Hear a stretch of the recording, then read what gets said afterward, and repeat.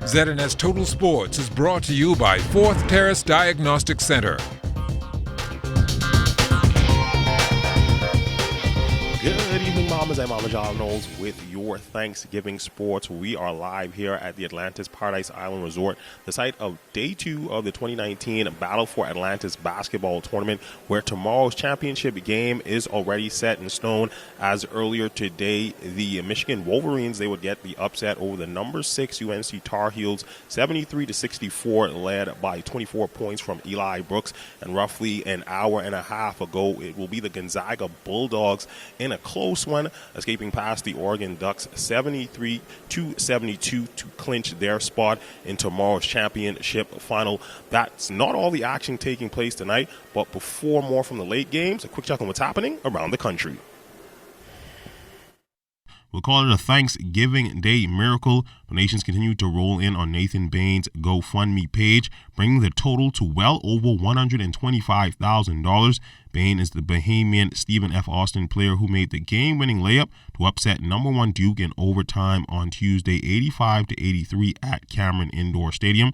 Bain is from Freeport, Grand Bahama, and his home was all but destroyed by Hurricane Dorian before the Lumberjacks Blue Devils game tipped off at 9 on Tuesday. The GoFundMe page set up by SFA Compliance showed a little more than $2,000 raised toward a $25,000 goal, but Bain shot, which ended Duke's 150-game home win streak against non-conference foes, and his touching post-game interview raised awareness for the cause.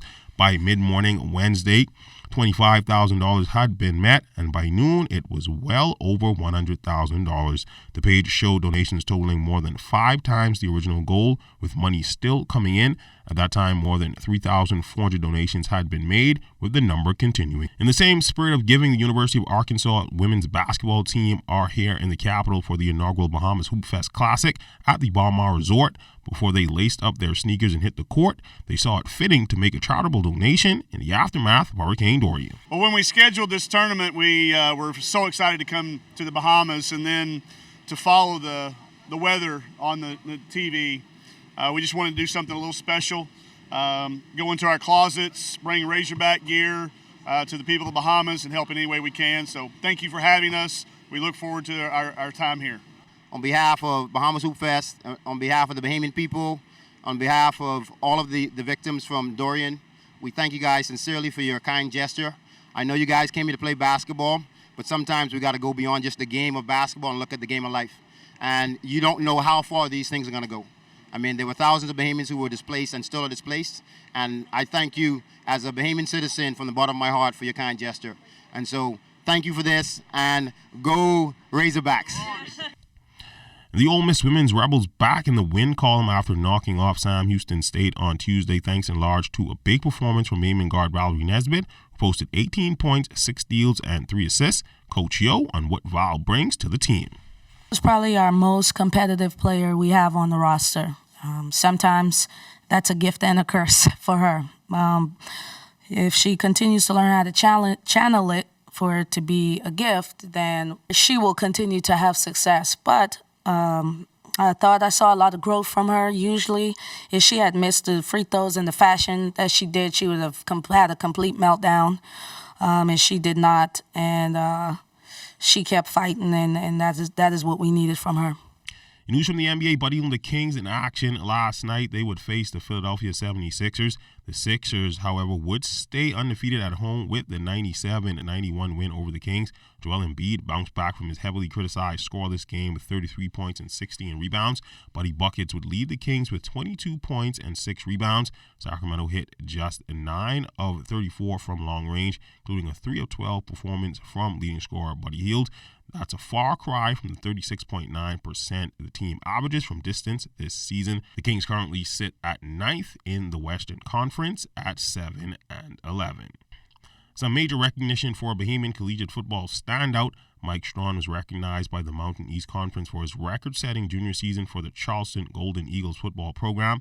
Strawn was named to the All-MEC first team when the league announced its annual awards and all-conference teams. Freeport native finished with 78 receptions for 1,319 yards and 19 touchdowns. He set new school records, led the Mountain East Conference in each category, and was second in all of Division II in both receiving yards and touchdowns. Strawn caught a touchdown pass in 10 of 11 games this season, including 6 multi-touchdown games. He's currently on pace to break the all-time University of Charleston touchdown record, but has already rewritten the school's record books in several categories. The ZNS Total Sports team caught up with Strawn to get his feelings on the season and awards.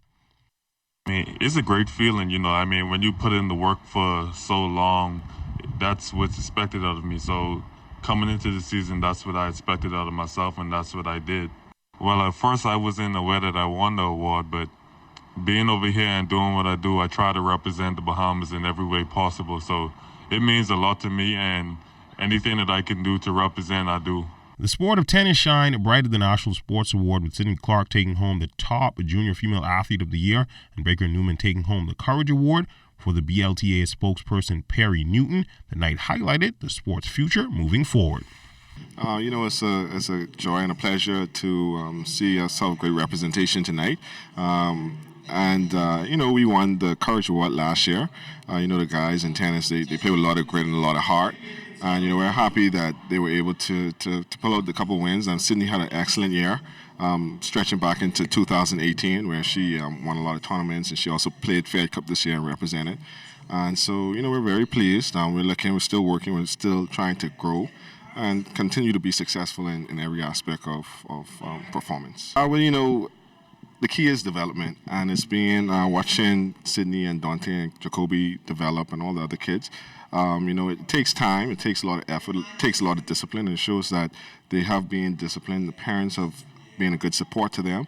Like you said, the older players, they're supportive of them as well. They're a guide that allows them to see the opportunities that they have and areas in their game that they can grow. So, we have to continue to grow, have a good support system for all of our players, senior and junior.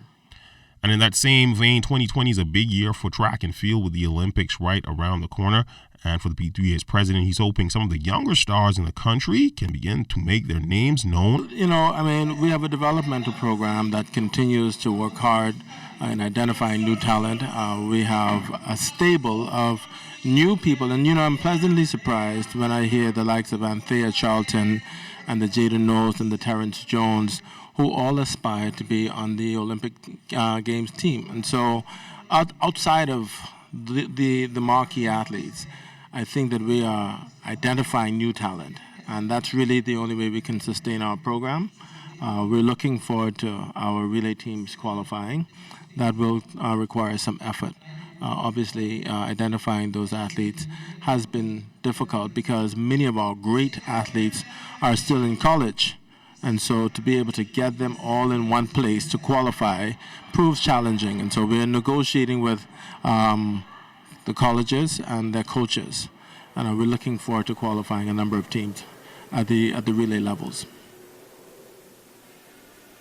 Well, action continuing here at the Battle for Atlantis as the third game of the day is currently underway between the University of Alabama and the University of Iowa State. Iowa State currently leads 58-47 with just under 16 minutes to go in the second half. Following this game, it will be the Seton Hall Pirates taking on the University of Southern Mississippi. The winner of that game will face the winner of Alabama-Iowa State in tomorrow's third place game. Certainly a lot of exciting Division I basketball being played here at the Atlantis Paradise Island Resort. For all the hoop fans out there, you certainly want to make your way over the bridge. And that's all the time we have for you for sports. Quick check on weather is up next. ZNS Total Sports is brought to you by Fourth Terrace Diagnostic Center.